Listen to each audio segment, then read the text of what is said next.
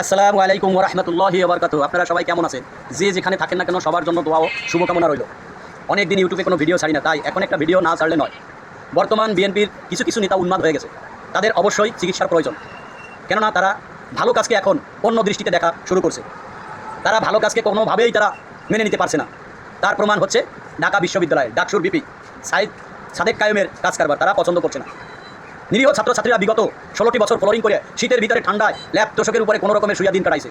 তাদের হলের ভিতরে কোনো খাট নাই। প্রশাসন, বিশ্ববিদ্যালয়ের প্রশাসন তাদের জন্য 300 খাট বাজেট করছে। সেই খাটটা বিপির মাধ্যমে প্রদান করছে। ইতিমধ্যে 100 খাট প্রদান করছে, যাতে আর কেউ ফ্লোরিং না করে ঘুমানো হয়। এটা কি ভালো হয়েছে না খারাপ হয়েছে?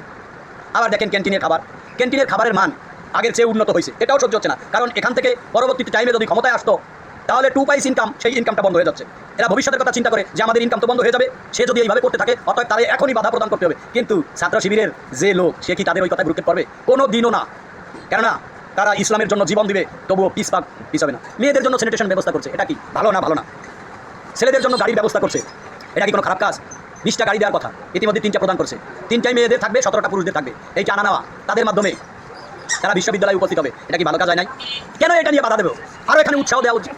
আপনারা এখন বুঝতে পারছেন আপনাদেরকে কেন জনগণ মুখ ফিরিয়ে নিয়েছে ঢাকা বিশ্ববিদ্যালয়ের ছাত্রছাত্রীরা? কারণ এই শিবিরের লোকজন তীব্র গরমের সময় পানি খাওয়ার জন্য 8টা মেশিন দিয়েছিল, যাতে ছাত্রছাত্রীরা একটু এই গরমে ঠান্ডা উষ্ণ পানি খেতে পারে। আপনারা কি করলেন? মেশিন তো দিলেনই না, আরও ওই মেশিনগুলো ভাঙিয়ে দিলেন। এতে কি ছাত্রছাত্রীরা মনে কষ্ট পায় নাই? আপনাদের উচিত ছিল ওরা 8টা দেশে, আপনারা 16টা দিন।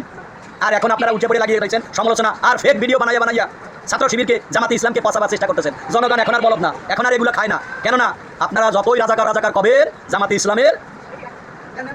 জামাতে ইসলামের জনপ্রিয়তা ততই বাড়বে। কারণ এই জামাতে ইসলামকে নিয়েই 1990 সালে ক্ষমতায় এসেছেন একবার। আপনাদের যদি সাপোর্ট না দিত, সেই ক্ষমতা সহিও দেহা লাগতো না। তারপরে আবার পুনরায় 2001 সালে জামাতের সাথে জোটবদ্ধ করে ক্ষমতায় এসেছেন। সে কথা কি ভুলে গেছেন?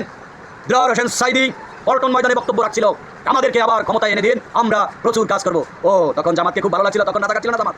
আর এখন জামাতের সাথে আপনাদের কোনো সম্পর্ক নাই, তাই পুনরায় জামাত রাজাকার হয়ে গেছে। যখন তোমাদের কোলে থাকে তখন জামাত ভালো, যখন কোলে থাকে না তখন রাজাকার। এখন আর এই গান গাইলে মানুষ খাবে না, ওগুলা বাসি হয়ে গেছে। 1953 সালে বাসি হয়ে গেছে ওগুলো। এখন আর নতুনভাবে রাজনীতি করেন, ভালো কাজ করেন, জনগণের দোরগোড়ায় যান, সমালোচনা বাদ দেন, তারপরে রাজনীতি করেন, ভালো কাজের উৎসাহিত করেন, চাঁদাবাজি বন্ধ করেন, সন্ত্রাসগিরি বন্ধ করেন, দখলদারি টেন্ডারবাজি এগুলো বন্ধ করেন। ক্ষমতায় এখন আসতে পারেন নাই, ক্ষমতায় গেলে কি হবে জনগণ বুঝে লাগছে। তাই তো অবশ্যই এই দল থেকে মানুষ মুখ ফিরিয়ে নেবে।